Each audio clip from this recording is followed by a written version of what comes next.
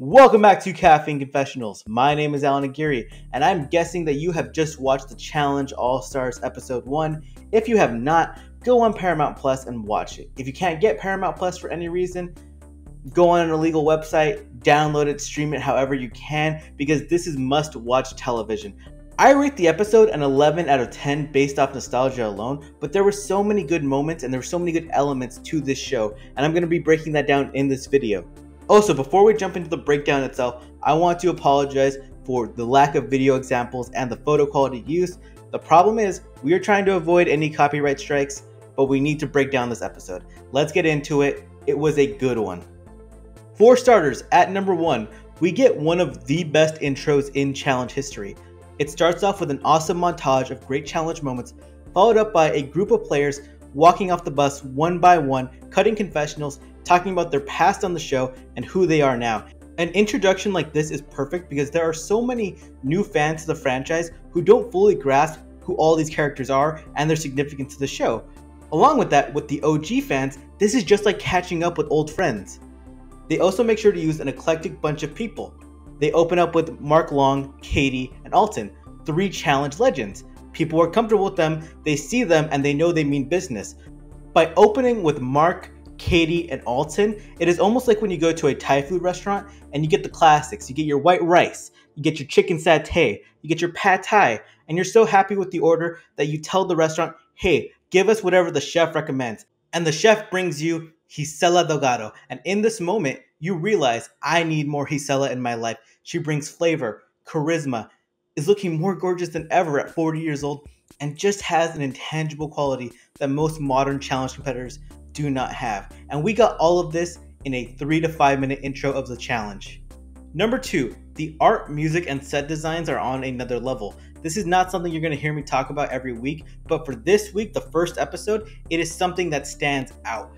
It is a modern feel to it while having a chic, classic look. Production choosing to fill up the music catalog with songs from the 90s just adds to the nostalgic feel of the show, even if most of these people competed in the 2000s. That log cabin look to the house gives you the vibe of when the challenge used to be filmed in America, but it is filmed in a foreign country. Number 3, Beth yelling tenderoni from a balcony over to Nehemiah. He does not reply until she yells his actual name, and man, that was pure nostalgia at its finest. What an amazing callback. Nehemiah was not happy with the phrase. He talks about how he's a challenge champion, how he's achieved so much, but all people remember him for is being called tenderoni. Rough. Number 4, holy crap, an intense daily challenge. This was quite literally sink or swim. Players were taken out via loss of breath, hypothermia, cramping, or simply being unable to dive underwater.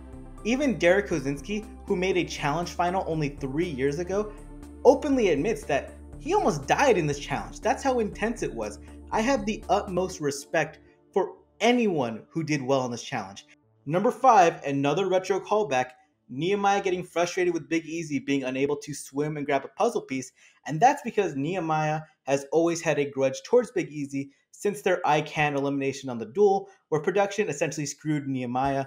Then again, maybe Nehemiah should not have a grudge, as without Big Easy dying in the Gauntlet 3 final, Nehemiah never becomes a challenge champion.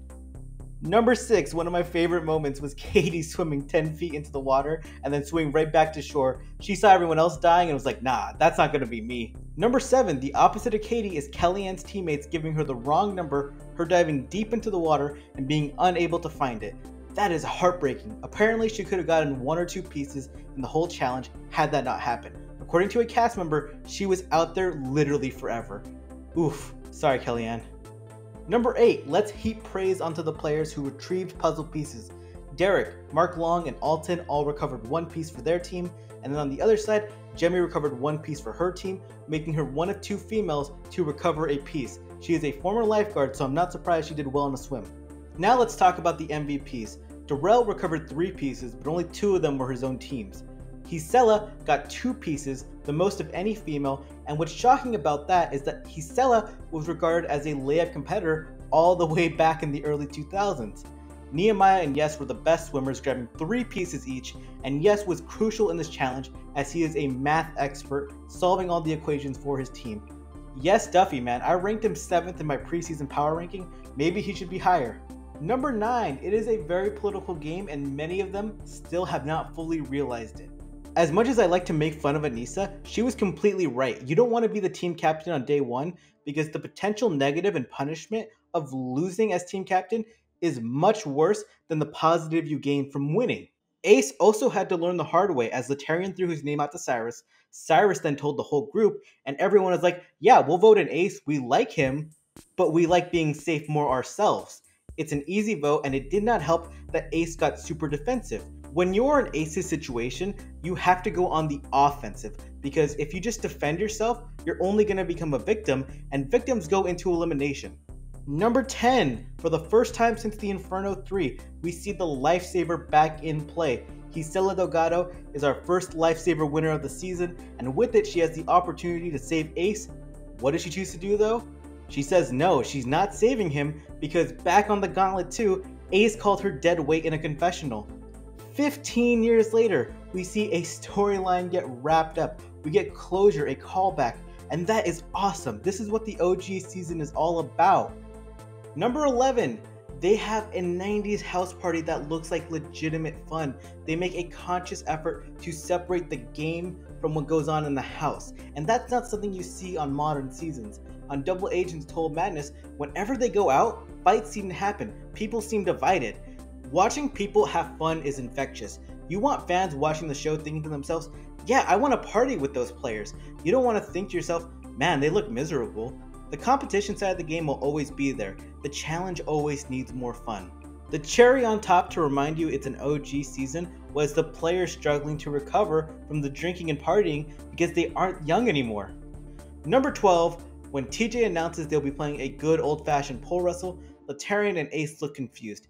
Ace never competed on a season with a pole wrestle, while Laterrian, by the time he retired, pole wrestle didn't even exist yet.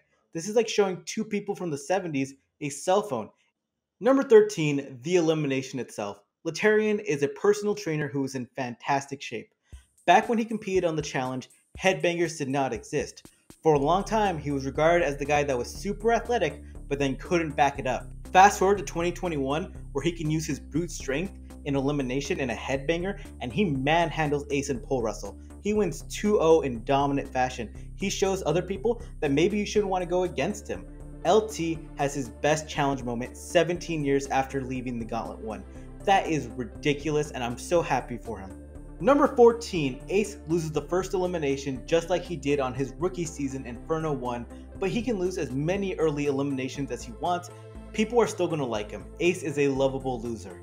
Number 15, going to award 3 MVPs. First goes out to Yes Duffy for killing the challenge, being good at both math and swimming. Second to Gisela Delgado for bringing so much charisma and killing the challenge as well. And third goes out to Laterrian for the big elimination win. All 3 of them are Road Rules players, and Road Rules is alive and well in 2021. If you like this video, drop a like and a subscribe on the channel. Comment on what your favorite part of the episode was. I can't wait to recap next week's episode. Thank you. Have a great day.